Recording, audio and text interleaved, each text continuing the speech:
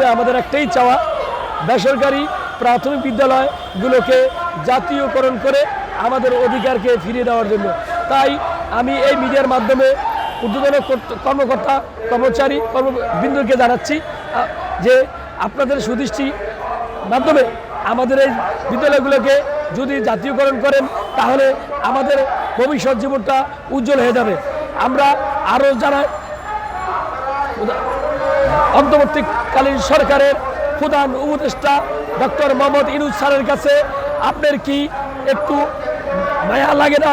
আপনার দ্বারা যদি বাংলাদেশের আনাচে কানাচে যতগুলো গ্রামীণ ব্যাংক আছে তাদের যদি কর্মসংস্থানের ব্যবস্থা করতে পারেন তাহলে আমরা সারা বাংলাদেশে যতগুলো বেসরকারি তাদের কর্মসংস্থানের ব্যবস্থা করে আমাদের ভবিষ্যৎ জীবনটাকে উজ্জ্বল করে দেবেন এবং এই আশাই আমরা আপনার কাছ থেকে আশা করতে পারি।